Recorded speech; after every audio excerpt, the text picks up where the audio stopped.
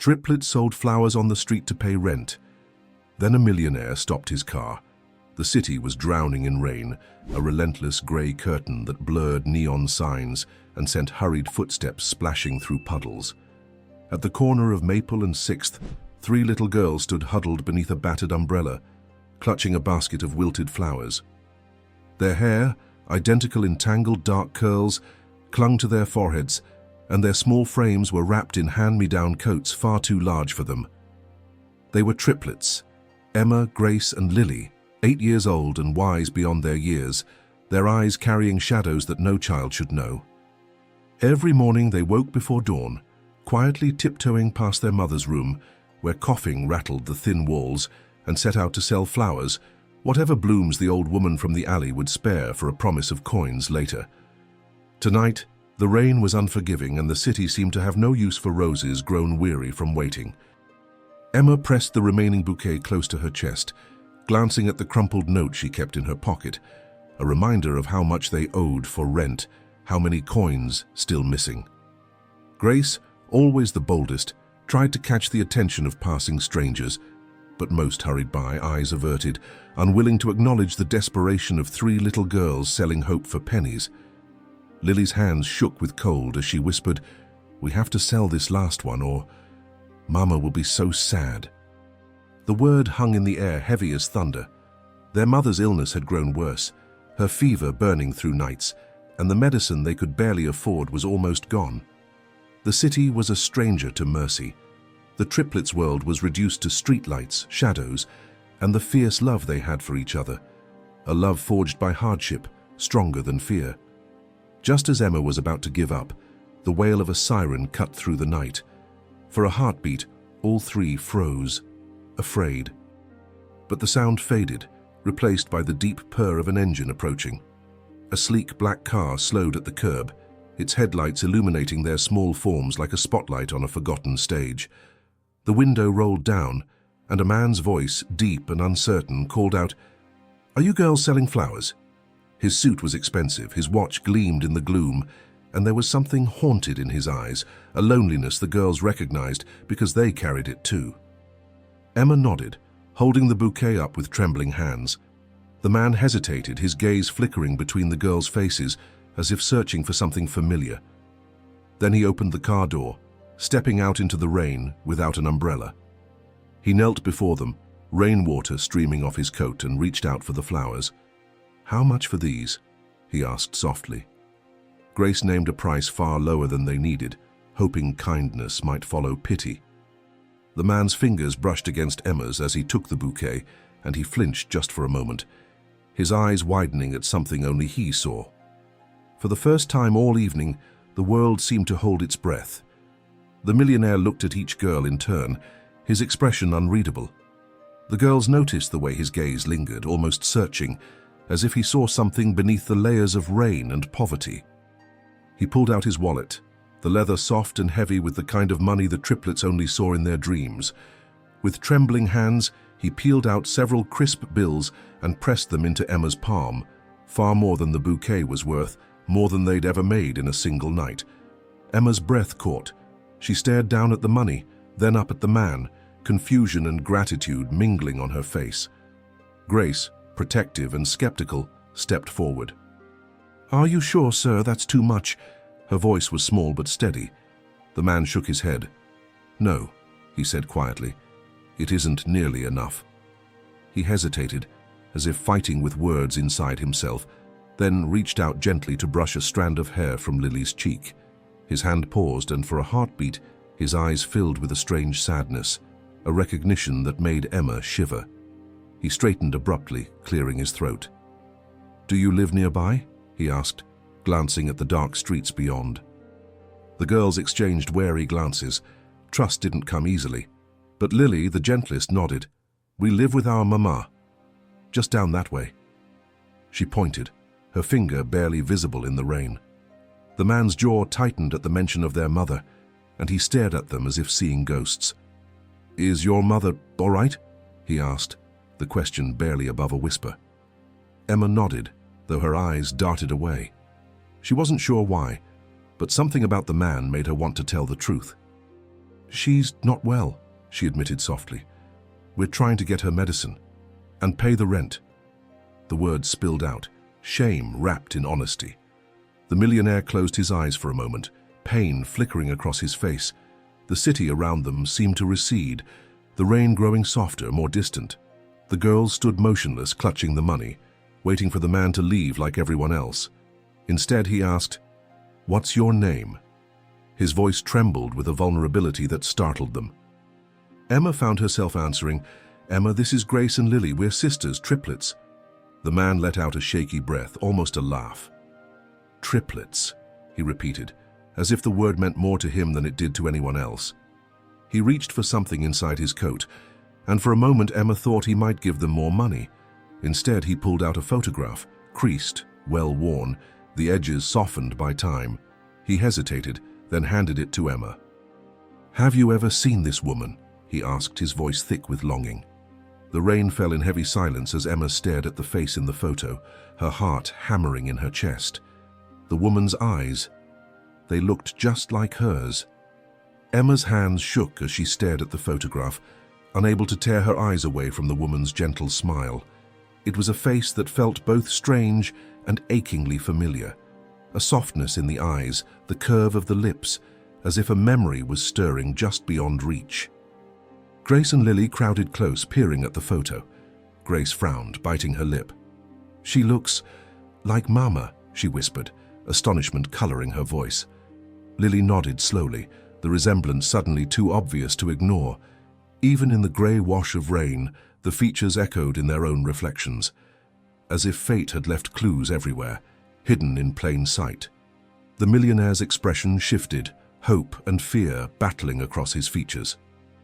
"Are you sure?" he pressed, desperation leaking into his words. "Do you know her name?" Emma clutched the picture tighter. "She looks like our mama, but our mama's sick. She doesn't talk about family." The man fell silent, his shoulders sagging as if the answer hurt more than he'd expected. He stared at the triplets, his gaze intense, searching for confirmation, for connection. "What's your mother's name?" he asked. Emma hesitated, then said quietly, "Julia. Julia Evans." The man flinched at the name as if struck, his eyes wide with a mixture of relief and anguish. "Julia?" He repeated the name under his breath, like a prayer or a curse. He knelt lower so he was eye-level with the girls, his voice trembling. "I used to know someone named Julia Evans, a long time ago." Rain dripped from his hair, but he didn't seem to notice. For a moment, the world seemed to hold still. The city noise faded. The millionaire looked at the triplets with wonder and sorrow, as if time had folded in on itself and offered him a chance he'd never expected. "Can I see her? Is she home?" he asked, hope flickering in his eyes. The girls exchanged glances, fear and hope swirling in their chests. Strangers were dangerous, they knew, but something about this man, his sadness, his kindness, softened the instinct to run. Grace clung to Emma's sleeve, whispering, "Should we?" Emma thought of their mother's fevered face, the way she always gazed at them with love and grief mingled in her tired eyes. She nodded slowly. "We can take you, but she's very sick." The millionaire pressed a trembling hand to his heart as if steeling himself. "Thank you," he said, voice breaking. He rose, opened the car door, and offered them shelter from the storm. As the girls hesitated, torn between fear and longing, Emma glanced again at the photograph, unable to shake the feeling that their lives were about to change forever. Inside the warmth of the car, the city's harshness faded, replaced by the soft hum of the engine and the steady rhythm of rain drumming on the roof. The millionaire sat silently in the front seat, his grip tight on the steering wheel as he listened to the address the girls gave him. He repeated it aloud, more to himself than to them, and then started driving through winding streets slick with water.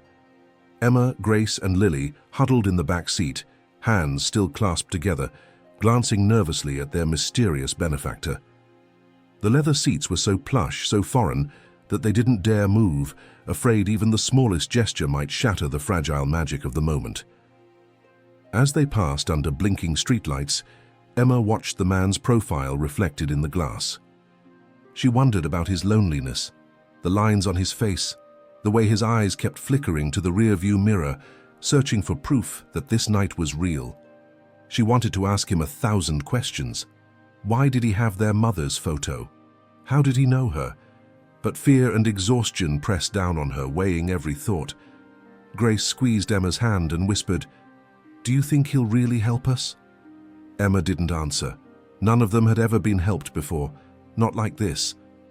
Lily, shivering from cold and nerves, pulled the coat tighter around herself.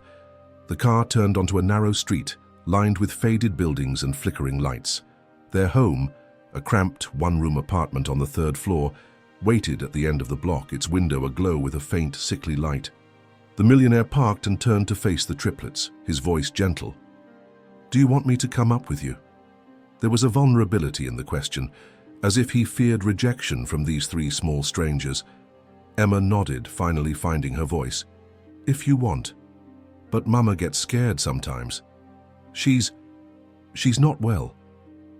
The man nodded, understanding etched into every line of his face. "I promise I'll be careful." He followed them up a narrow, creaking staircase, each step echoing with memories none of them could name. Grace led the way, clutching the bouquet he'd bought, now a symbol of hope rather than desperation. The hallway smelled of old cooking and faded dreams. Emma paused outside their door, heart pounding. She looked up at the millionaire, searching his face for any sign of danger. All she saw was worry and longing, emotions she recognized in herself. Taking a shaky breath, she unlocked the door.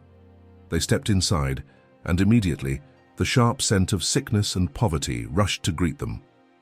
Their mother, Julia, lay curled on a thin mattress, sweat dampening her brow, eyes flickering open at the sound of their arrival.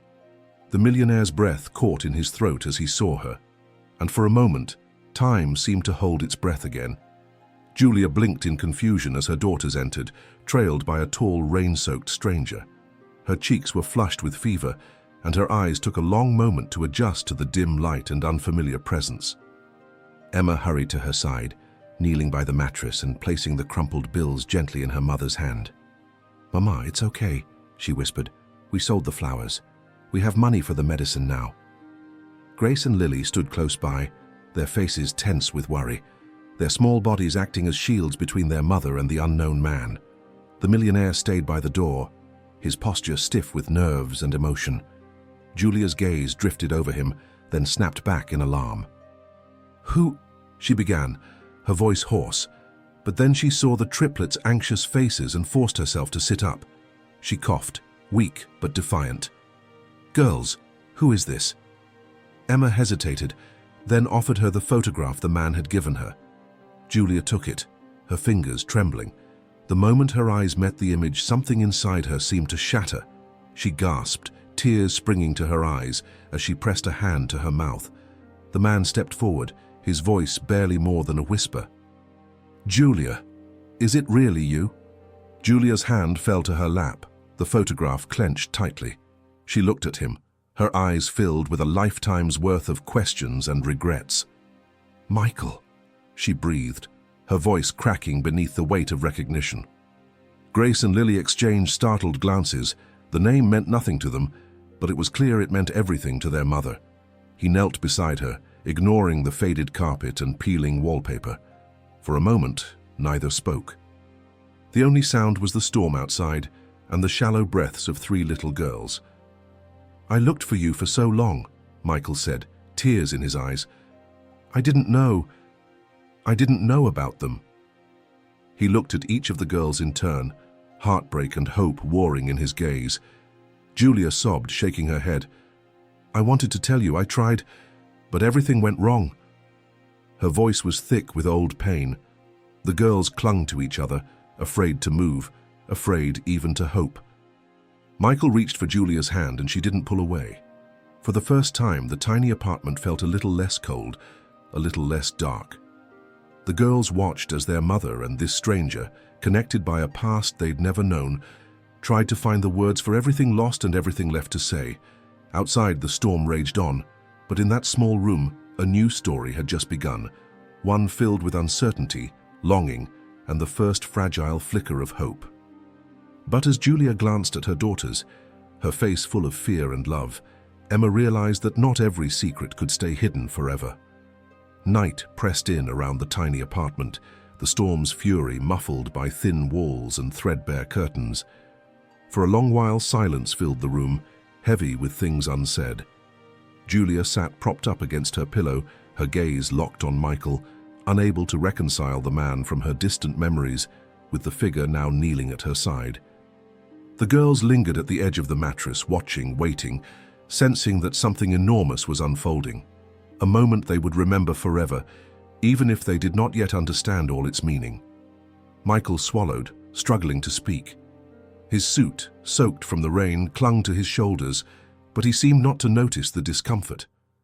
"Julia, I thought you were gone. For so many years I thought—" His words faltered, choked off by emotion. Julia reached for his hand, her touch uncertain, almost afraid to hope. "I never wanted to disappear," she said, her voice rough with regret. "There were things I had to protect you from, things you don't know." Her eyes flickered to her daughters, and she drew in a trembling breath. Emma, always the bravest, moved closer, her small hand slipping into Julia's. "Mama?" she asked softly. "Who is he? Do you know him?" Grace and Lily watched their mother, their own questions burning behind their eyes. Julia squeezed Emma's hand, tears glistening in her lashes. "Yes, baby, I know him. Michael was someone I loved very much, a long time ago." She turned to Michael, pain and apology in her voice. "I should have told you about them, but I was scared.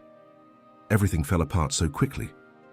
Michael's eyes shone with heartbreak and awe as he looked at the three girls, his gaze lingering on the shape of their faces, the tilt of their chins, the way they each reminded him so vividly of Julia. "Are they—" His voice failed him, but the question hung in the air, unmistakable. Julia nodded, her voice barely more than a whisper. "Yes, they're yours, Michael. All three of them." The truth landed in the room with the force of a tidal wave. The triplets stared, thunderstruck, as Michael's face crumpled with shock and wonder. He reached for them, his hands trembling, and for the first time in their young lives, Emma, Grace, and Lily saw what hope looked like on the face of a stranger who might be family. The words echoed in the small room, filling every corner with possibility and fear. Grace took a tentative step forward, her brows drawn tight in confusion. "He's our father," she whispered, looking from Julia to Michael and back again as if hoping someone would deny it. But Julia only nodded, her shoulders shaking as silent tears slipped down her cheeks. "I'm so sorry," she managed, her voice cracking. "I wanted to keep you safe. I thought if I stayed away, maybe you'd have a better chance, but things didn't go the way I hoped." Michael's hand hovered over his daughter's, hesitant and unsure. He tried to smile, but it trembled, overwhelmed by years of longing and regret. "I never knew," he said hoarsely. "If I had—" He stopped, swallowing hard. "If I had known, I would have found you. I promise you that."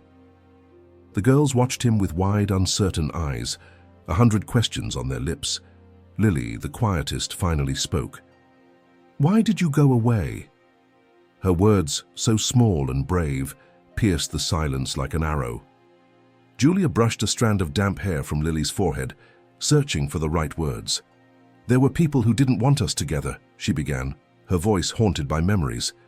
"Your father and I, we came from different worlds. His family never approved.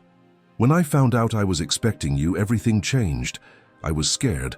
I thought running was the only way to protect you from being hurt, by them, by the world we couldn't control." She looked at Michael, regret in every line of her face. "I never stopped loving you, but I was so afraid." Michael knelt before his daughters, his heart in his eyes. "I'm here now. I know I can't make up for the years we lost, but I want to try." He reached out, and Emma, after a long moment of hesitation, placed her tiny hand in his. Grace and Lily followed, their fear softening as hope slowly crept in.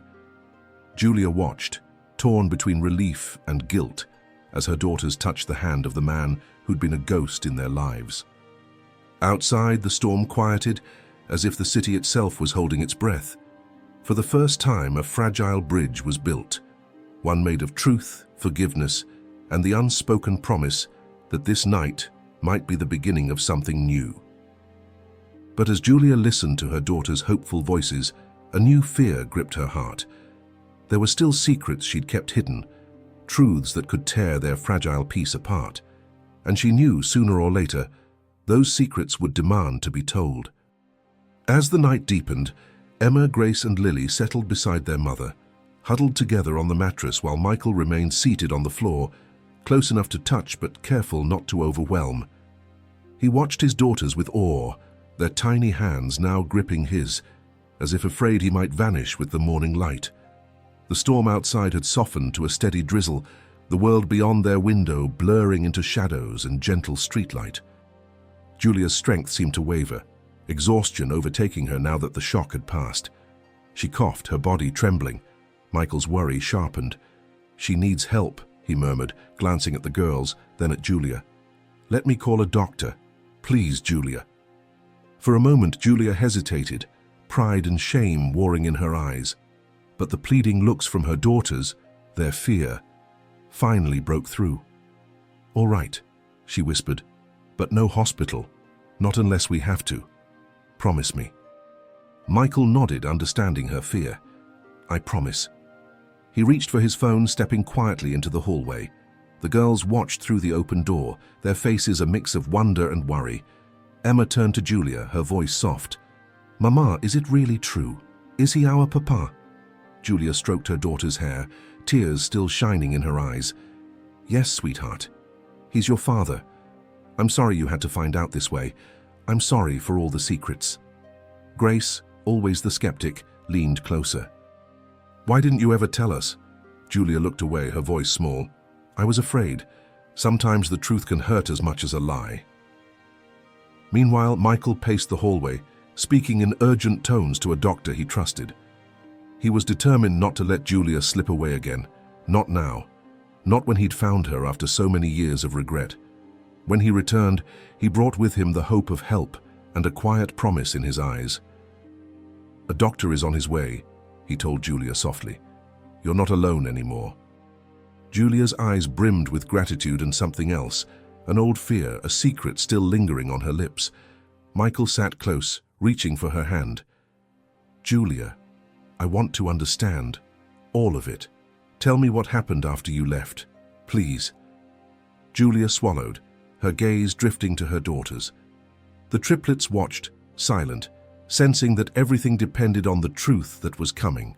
Truth that might heal, or wound, or change everything forever. Julia's breathing was ragged, but she forced herself to sit up, the triplets at her side lending her strength. In the flickering light, her face looked older, lined with sorrow and sleepless nights, yet there was a stubborn fire in her eyes. She held Michael's gaze for a long moment, then nodded as if coming to a decision. "After I left, I was scared all the time," she began, her voice barely more than a whisper. "Your family. They were powerful, Michael. When I told them I was pregnant, your mother threatened me. She said I'd ruin your future. She offered me money to disappear." The confession stunned Michael. He flinched as if struck. The girls stared, eyes wide. "But you didn't take it, did you?" Emma asked, her small voice trembling.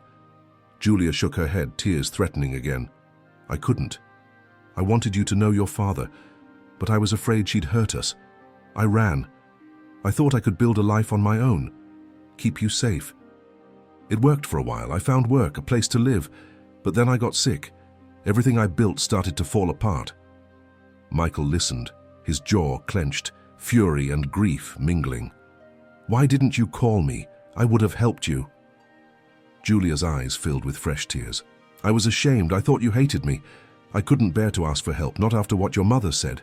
And then life got so hard and the girls—" Her voice broke as she looked at Emma, Grace, and Lily. "They deserved better. I tried my best, but it was never enough." The girls listened, silent but wide-eyed. For the first time, pieces of their life began to fall into place.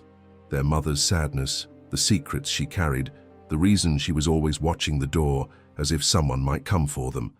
Lily crept closer, taking Julia's hand. "We love you, Mama," she said fiercely. "You kept us together. That's all that matters." Michael moved closer, his voice low but filled with resolve. "No more running, Julia. I swear to you, no one will ever hurt you or the girls again. My family can't touch you. I'm not leaving, ever." Julia's lips trembled with a tentative smile, hope and doubt warring in her gaze. The triplets looked at Michael, their hearts finally daring to imagine a world where family meant protection, not fear. But as they gathered close, Julia's gaze flickered to the shadows outside the window. In the silence, she knew the past rarely let go so easily, and the fear she'd carried for years had not vanished, only grown quieter, waiting for its moment to return. The sound of footsteps in the hallway startled them all, and for a moment, everyone froze. Michael stood, moving instinctively between Julia and the door, his posture protective. The girls clung to their mother, hearts pounding. But a gentle knock echoed through the room, measured, calm, and Michael exhaled, realizing it must be the doctor he had called. He opened the door to reveal an elderly man with kind eyes and a battered medical bag. The doctor took in the scene, the anxious children, the sick woman, the tension in the air, and nodded, his expression grave but gentle. He introduced himself quietly, then knelt beside Julia, checking her pulse and temperature with practiced hands. Michael hovered, anxiety etched into every line of his body. The triplets watched with wide eyes, afraid to speak, afraid that hope might slip away as quickly as it had arrived. The doctor worked quickly and efficiently, offering reassurance in a low, steady voice. "She's weak, but it's not too late," he said at last, glancing up at Michael. "She needs rest, warmth, and real food, and these." He handed Michael a prescription, explaining the medicine she needed and where to find it. Michael nodded, relief mingling with determination. "I'll get it tonight, whatever it costs." He turned to Julia, his voice softening. "You're going to be all right, I promise."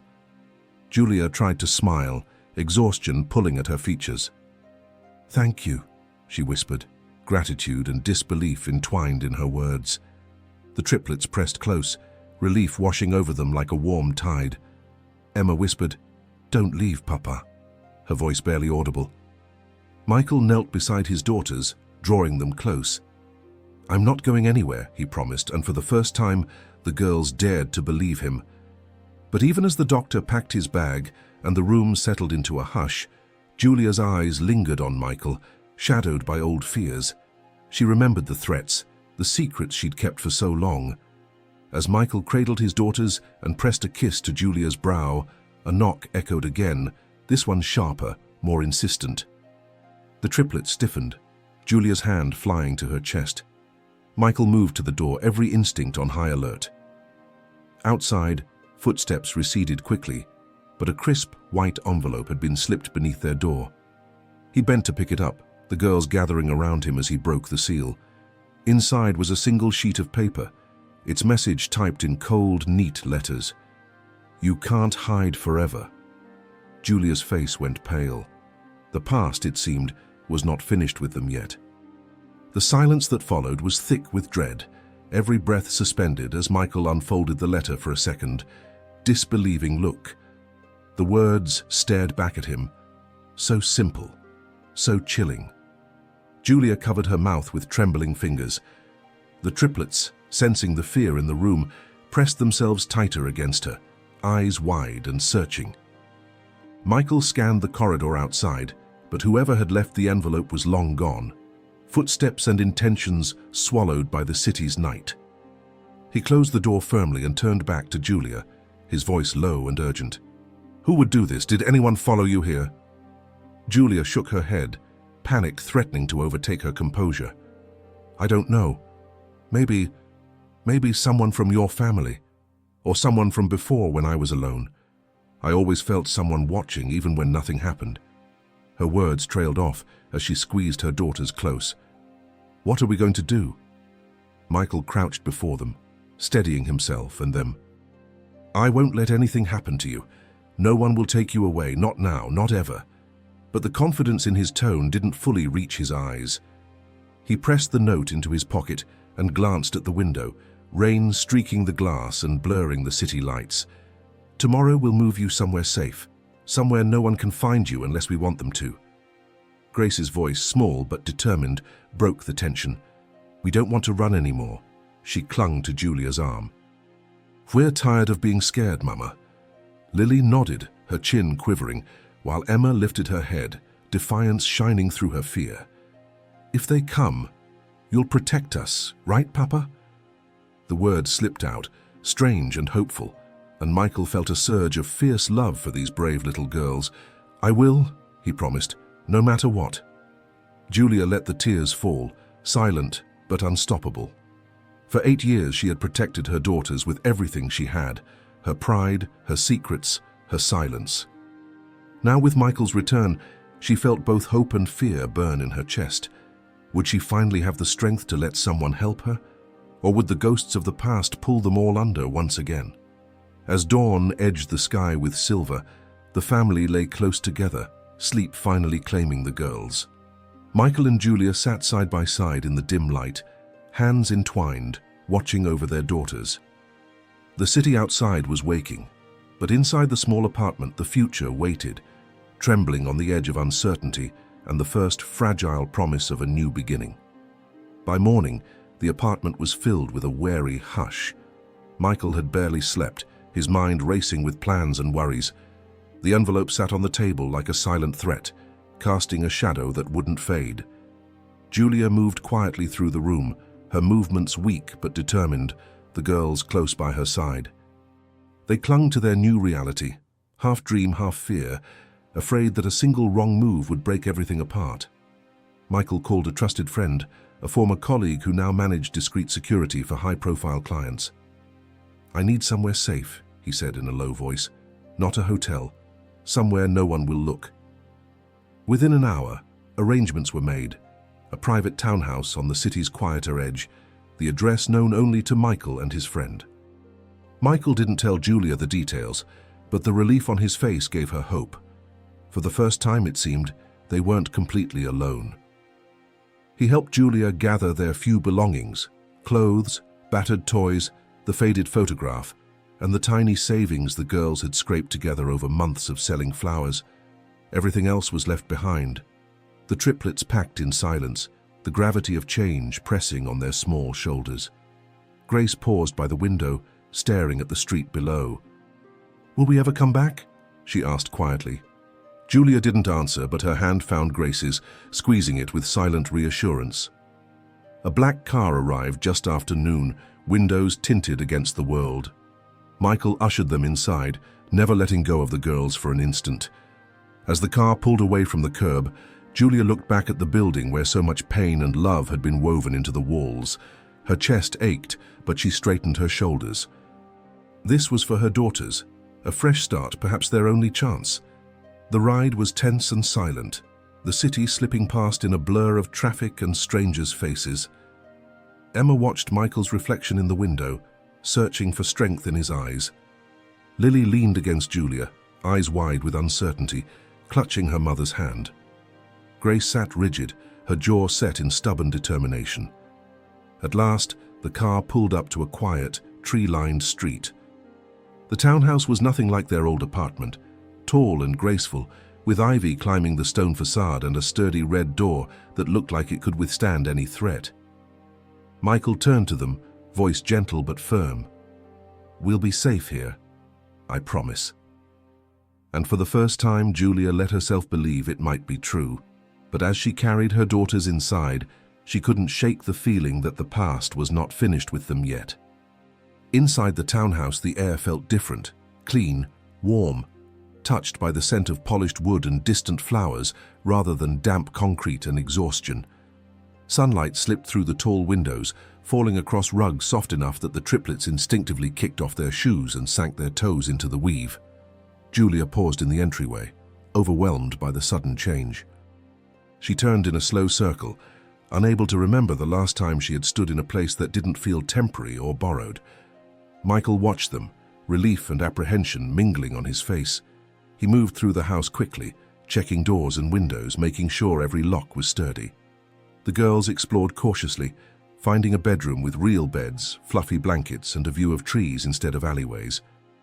Lily clambered onto the mattress and pressed her cheek into the pillow, sighing with pleasure. Grace found a shelf lined with storybooks and trailed her fingers across the spines, awe in her eyes. Emma went to Julia, clinging to her waist. "Is this ours now?" she whispered.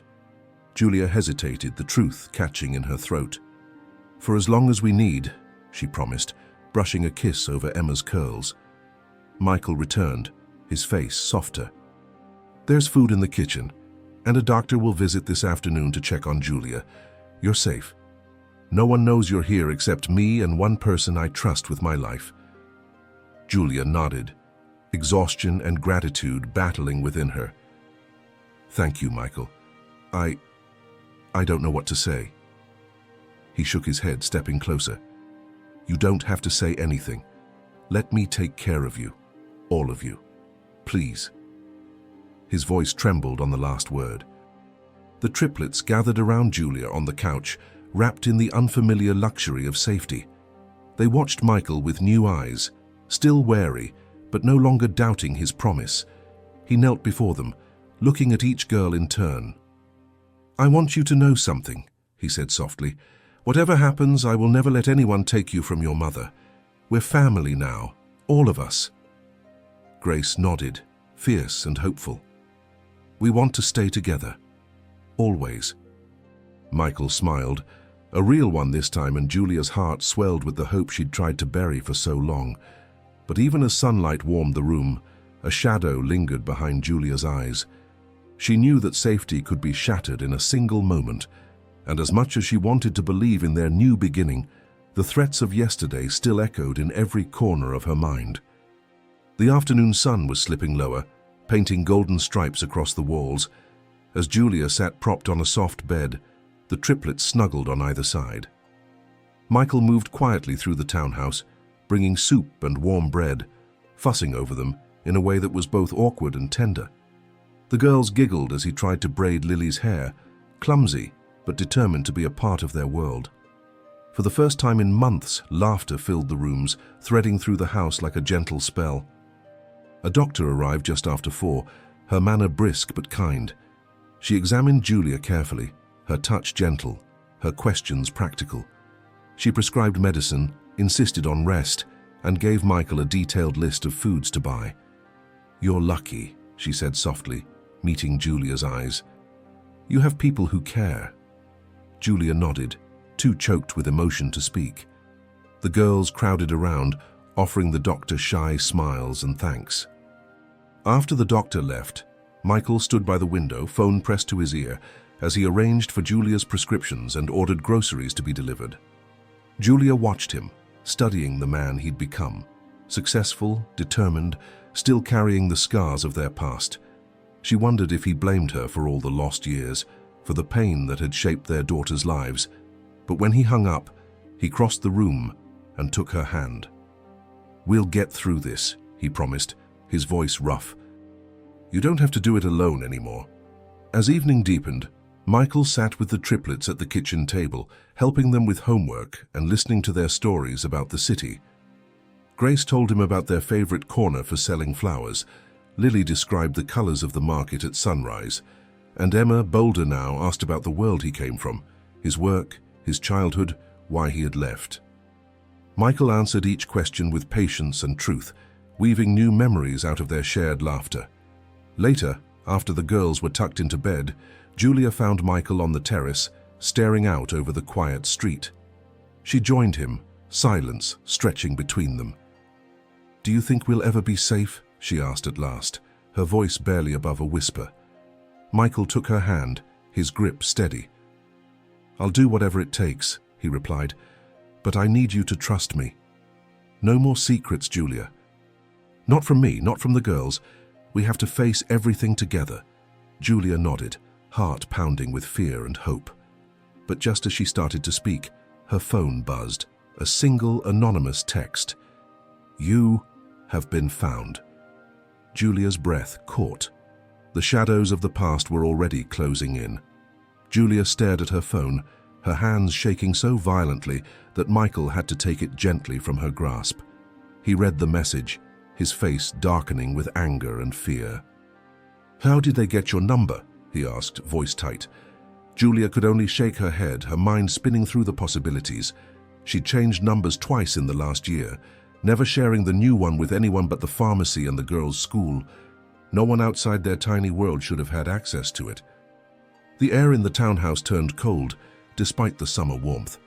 And for a moment, Julia felt as if she were right back in that small apartment, listening for footsteps outside the door. Michael immediately called his friend, the security expert. "We need surveillance now. Someone has found us. Change the locks, check the cameras, whatever it takes." He turned to Julia, his jaw set. "Pack the girls' bags again. I'll make sure we have another place to go if we need it." Julia nodded, forcing herself to move quickly and quietly. She found the triplets in their room, reading together by the soft lamplight. She tried to keep her voice calm as she told them they might have to leave again. Maybe tonight, maybe soon. Emma's face fell. Grace's jaw tightened, and Lily began to cry silently. "Why do they keep chasing us?" Lily asked, the question sharp with hurt. Julia pulled her close, whispering that she didn't know, but that everything she did was to keep them safe. Michael joined them a few minutes later, his phone still pressed to his ear, issuing quiet commands to his friend. "No one will hurt you," he promised the girls, his voice steady but haunted. "I'm here now, we're a family, and families protect each other, no matter what." He knelt down, looking each of the girls in the eye, promising them again and again that he wouldn't let anything happen. As dusk thickened outside, Michael's friend arrived with two other men, all of them moving through the townhouse with a quiet, professional urgency. Julia watched them install new locks, check the windows, sweep the house for bugs. It was surreal, this dance of fear and hope, of trying to build a future while still running from shadows. When the house was finally declared secure, Michael let himself breathe for the first time in hours. But later, as the family settled in for the night, Julia lay awake, heart pounding.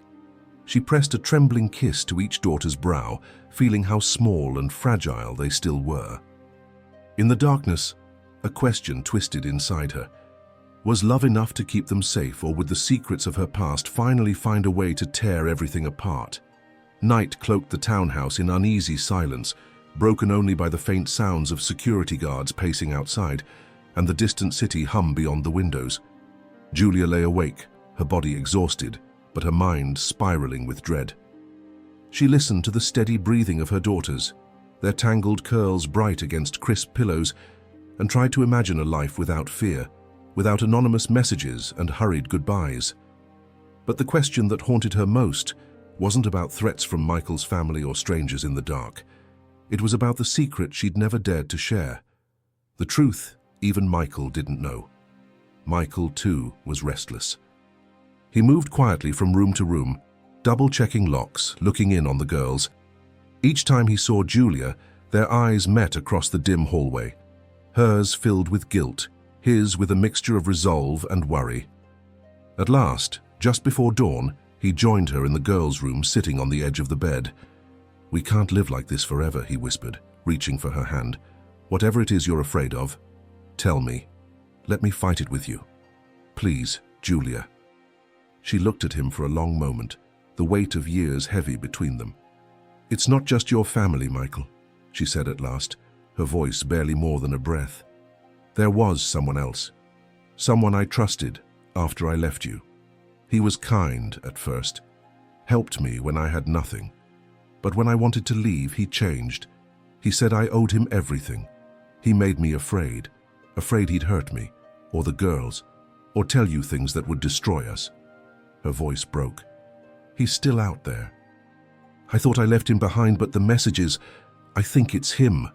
Michael's face darkened, anger and protectiveness flaring in his eyes. "He won't get near you," he promised. "I'll find out who he is. I'll keep you safe, no matter what it costs." But Julia shook her head, tears brimming. "He's smart, Michael. He knows how to disappear, how to threaten without leaving a trace. He's the reason I kept running. I was always looking over my shoulder, terrified he'd find us again." The confession hung between them like a storm cloud. Michael squeezed her hand, vowing silently that nothing, no one, would break the family he'd only just begun to know. But in Julia's heart, hope warred with fear. She wondered if safety was just an illusion, always just out of reach, always slipping away.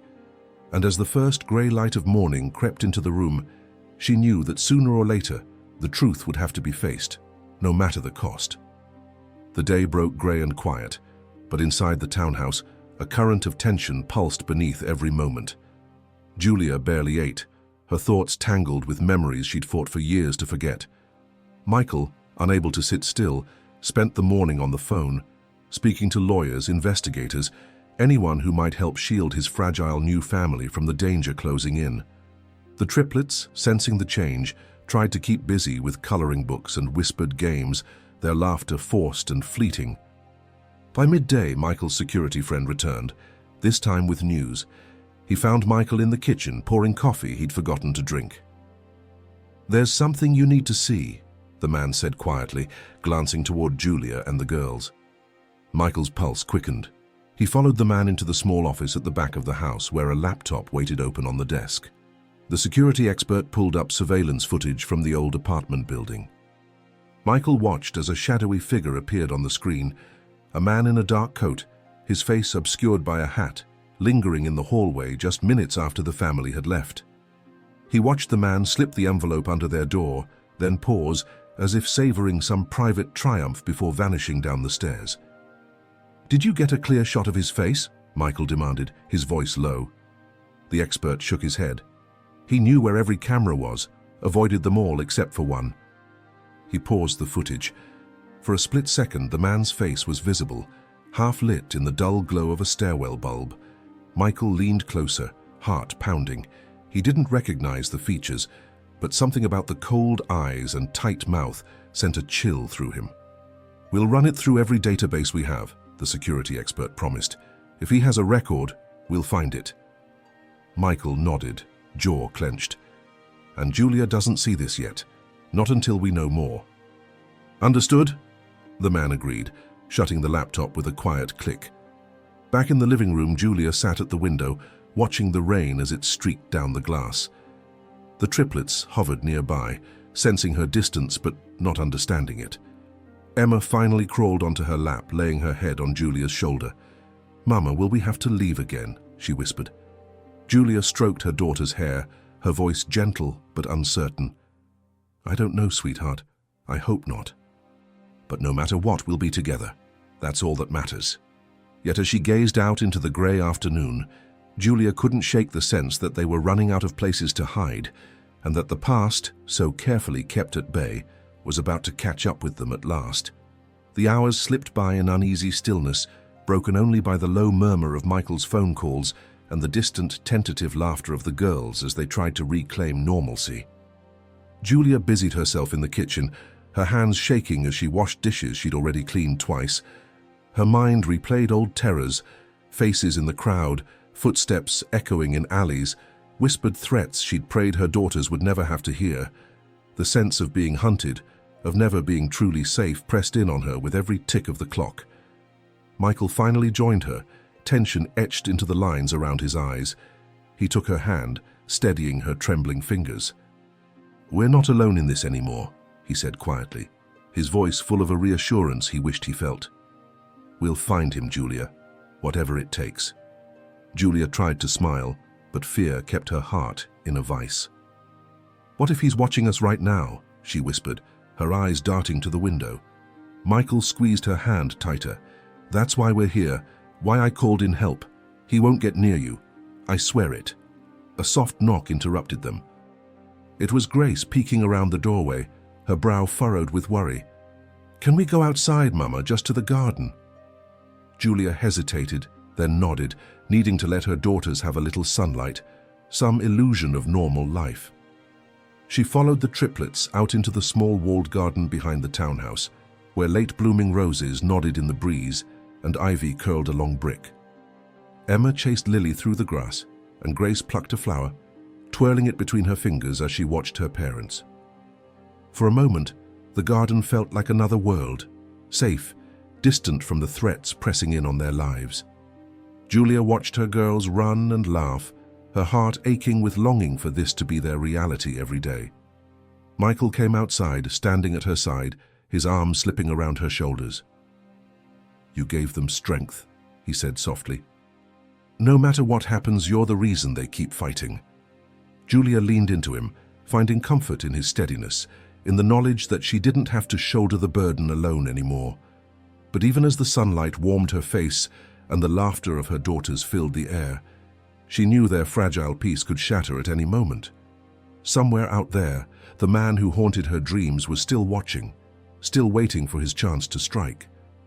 As dusk crept in, casting long shadows across the grass, Julia gathered the girls and led them inside, her heart heavy with the certainty that the next storm was already on its way. Evening descended on the townhouse, its golden light soon replaced by the flicker of lamps and the hush of a family holding its breath. The triplets settled in with storybooks and hot cocoa, clinging to their fragile routine. Michael lingered in the kitchen, phone on silent, checking for updates from the security team. He wanted to appear calm for his daughters, but every vibration of his phone, every creak of the old house, set his nerves on edge. Julia, exhausted and restless, found herself pacing the hallway, staring at the locked front door, at the streetlights beyond the curtains. She remembered a time when life had been simple, filled with hope. A time before secrets and fear, before she'd learned how easy it was to lose everything. Tonight, that old hope flickered weakly, easily smothered by the memories she couldn't shake. Grace noticed her mother's worry and slipped from her sister's side, following Julia into the dim hallway. "Mama, are you scared?" she asked, her voice barely above a whisper. Julia knelt, drawing Grace close. "I am, sweetheart," she admitted, tears pricking her eyes. "But I'm brave because of you and your sisters. I'll do anything to keep you safe." Grace leaned in, her small arms tightening around Julia's neck.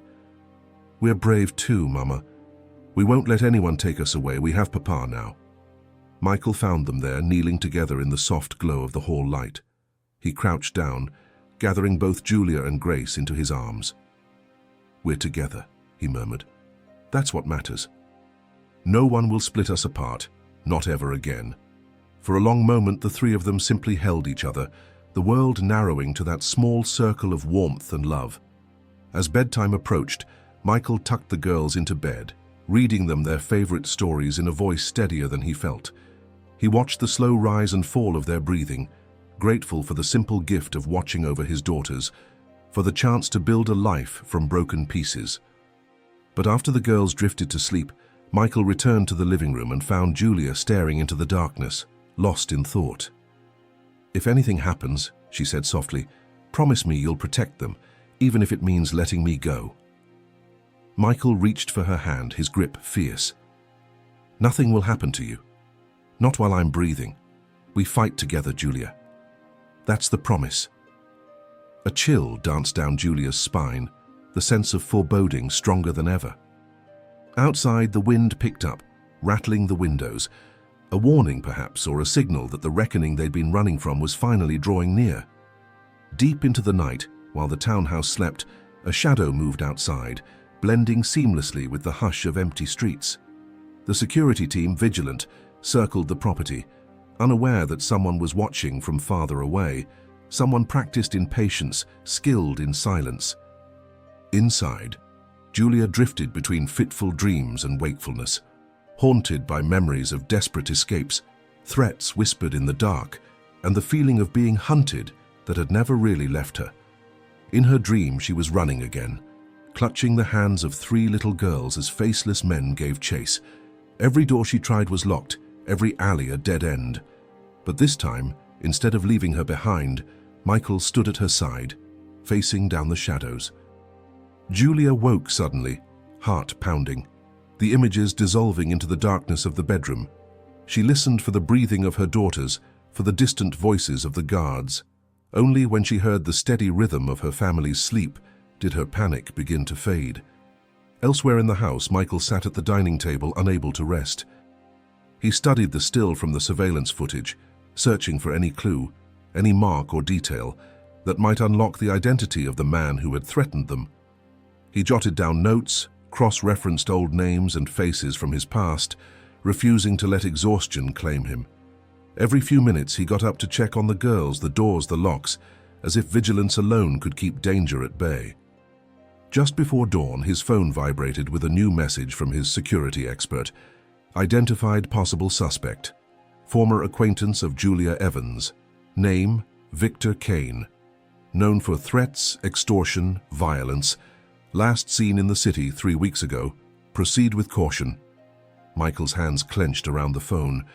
The name was unfamiliar to him, but the dread it conjured was immediate and absolute. He hurried to Julia's side, gently shaking her awake. Her eyes opened, instantly wary. "Julia, do you know a man named Victor Kane?" he whispered urgently. The blood drained from her face, and for a moment she couldn't speak. At last she nodded, voice barely a breath. "He's the one. He said he'd never let me go." The words hung in the air, heavy as a curse. Michael's resolve hardened. "Then we fight. Together. He won't touch you. Or the girls. Not now. Not ever." But Julia's eyes brimmed with terror and exhaustion, because she knew Victor Kane, and she knew he always kept his promises. And in the fragile light of morning, as fear wrapped around the family once again, it became clear that the final confrontation was coming, whether they were ready or not. The sun rose behind a curtain of grey clouds, casting a cold, watery light across the quiet townhouse. Julia sat at the kitchen table, her hands wrapped around a mug of untouched tea, staring at nothing. The girls were unusually quiet that morning, picking at their breakfast, casting anxious glances at their mother and Michael. Tension hung heavy in the air, an invisible guest at their table. Michael paced the length of the living room, speaking in low, urgent tones to his security expert on the phone. Every update made his jaw clench tighter. Victor Kane had been seen not far from the neighborhood 2 nights before, asking questions, slipping in and out of the shadows. Police were aware, but Kane was slippery, well-connected, able to disappear at a moment's notice. "We can't wait for him to make the first move," Michael said, voice taut with resolve. "We need to set the terms, force him into the open, on our ground." The security expert agreed, promising extra men, backup vehicles, and a watch on every street corner. Julia, hearing this, shivered. "I don't want the girls anywhere near him. I don't want them to see—" Her voice broke. Michael crossed the room, kneeling before her, taking her shaking hands in his. "You have my word. I'll do whatever it takes to keep you safe. All of you. This ends now."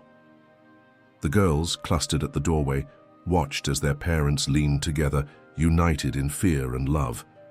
For a moment, Julia closed her eyes, letting herself believe in safety. Later that morning, Michael's plan took shape. Julia and the triplets would be moved to a secure safe house outside the city, surrounded by guards. Michael would stay behind as bait, making himself visible, waiting for Kane to take the risk and show himself.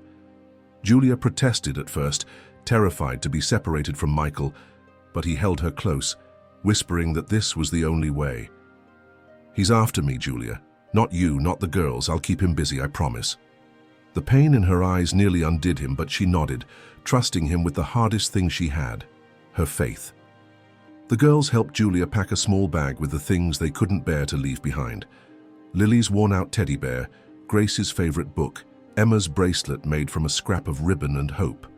Michael hugged each daughter tight, his promises tumbling over one another. "Be brave. Look after your mom. I'll come to you as soon as I can. I love you, all of you." Emma clung to him, silent tears streaming down her face, while Grace tried to be strong, and Lily buried her face in Julia's coat. When the time came, Julia turned to Michael one last time, her voice breaking. "Don't let him win, Michael. Please come back to us." Michael nodded, fighting his own tears, watching as his family was led to safety, knowing that soon he would have to face the darkness alone.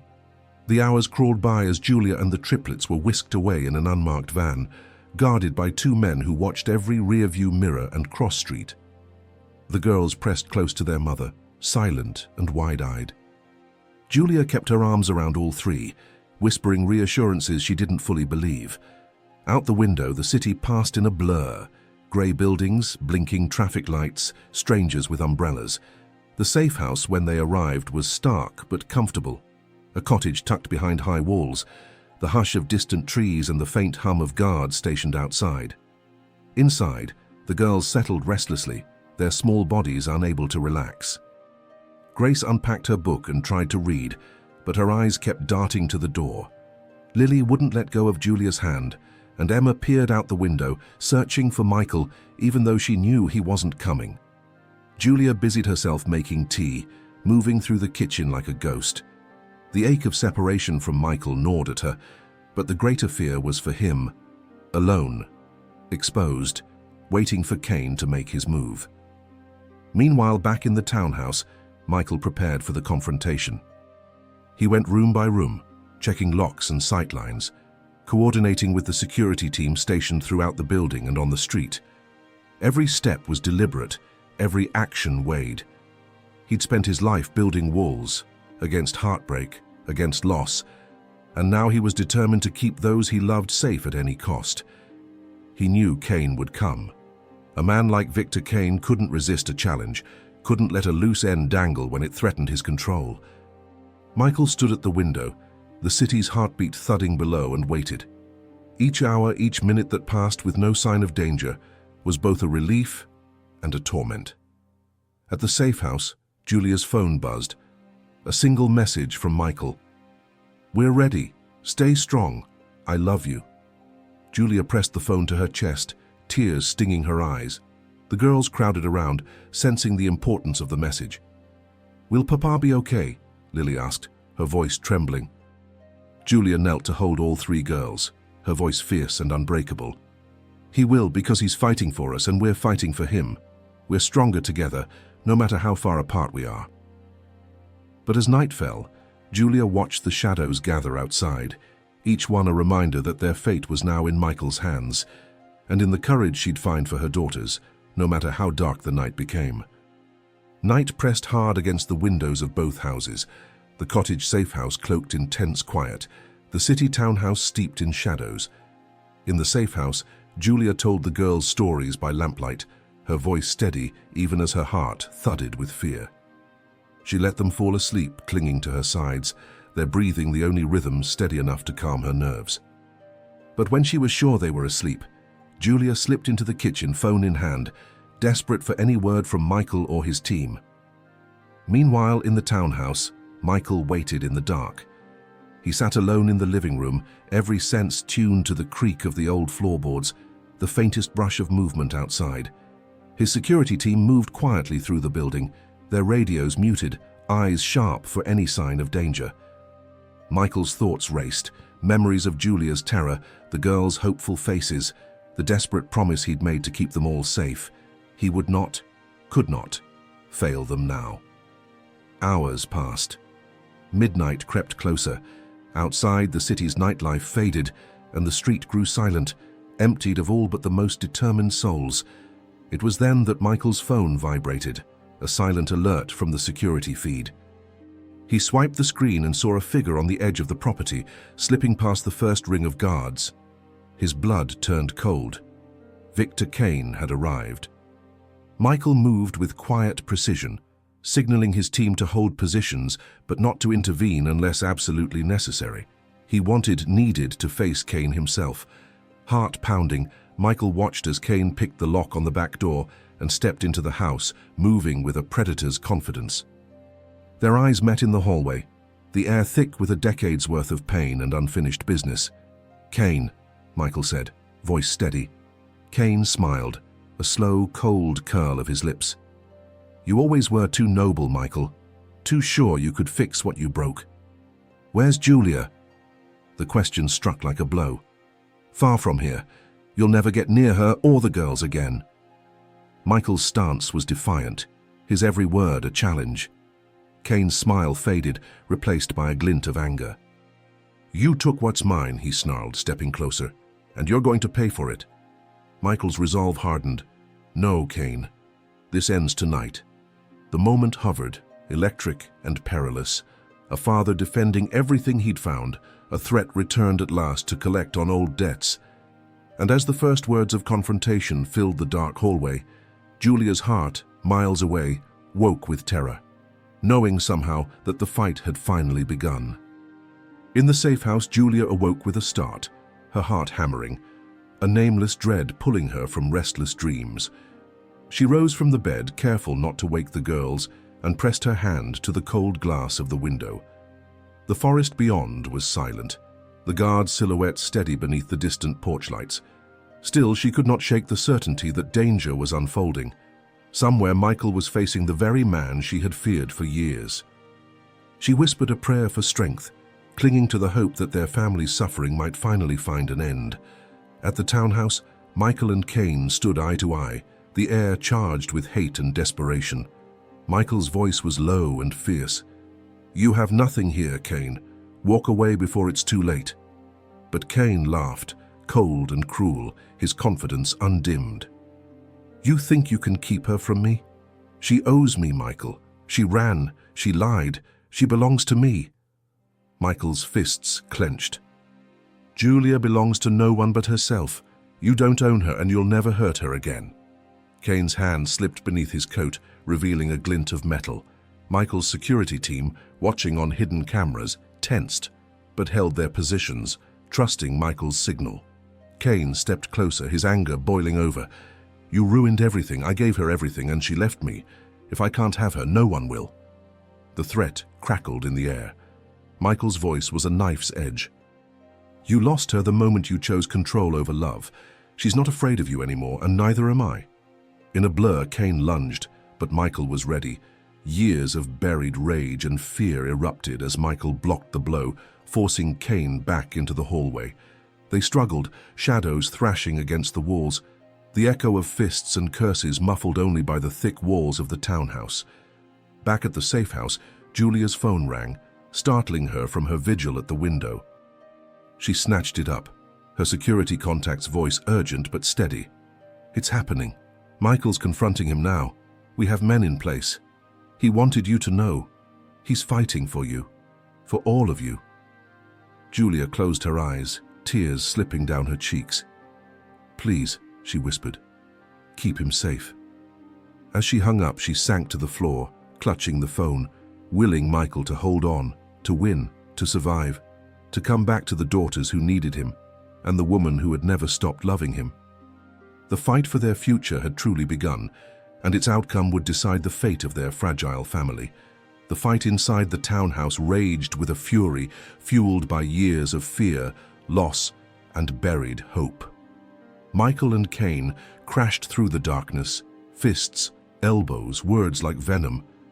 Michael fought not only for Julia, but for every night she'd spent looking over her shoulder, for every tear the triplets had shed in hunger and fear. Kane, wild and desperate, fought for control, for the twisted sense of power he'd built his life upon. Michael felt Kane's grip slip, saw the wildness in his eyes, and knew there could be no mercy. The security team burst in at the final moment, pinning Kane to the ground, wrenching the weapon from his grasp. Kane howled in defeat, his threats echoing as he was dragged from the house. His reign of terror finally ended. Michael stood breathless, battered, blood bright on his lip, but relief blooming in his chest. At the safe house, Julia's phone rang again. This time, Michael's voice was on the line. "It's over," he breathed, exhaustion and triumph mingling. "He's gone. You're safe. All of you." Julia's knees gave way as tears of relief spilled over, the weight of years lifting at last. The triplets woke to their mother's sobs, stumbling into the kitchen, confused and fearful, until Julia dropped to her knees and gathered them close. "He did it," she wept. "We're safe, my loves. We're safe." A few hours later, Michael arrived at the cottage, his face bruised, eyes ringed with fatigue but alive with something fierce and bright. The girls rushed into his arms, clinging and crying and laughing all at once. Julia stood in the doorway trembling, and when Michael looked at her, she saw the man she had loved and lost, and found again, stronger and more certain than ever. They embraced, their arms tight around each other, the years of pain and fear finally beginning to heal. As dawn broke over the quiet safe house, The family sat together, no longer running, no longer hiding. There would still be challenges, wounds to mend, trust to rebuild, a future to shape from the wreckage of the past. But for the first time in their lives, the triplets had a father and a mother together, united by love and the promise that no matter what storms might come, they would face them as a family. Outside, sunlight spilled across the grass, warm and golden. Inside, laughter returned, soft at first but growing stronger, and as Julia, Michael and the girls held each other close, the world felt full of hope again, with a new story finally beginning.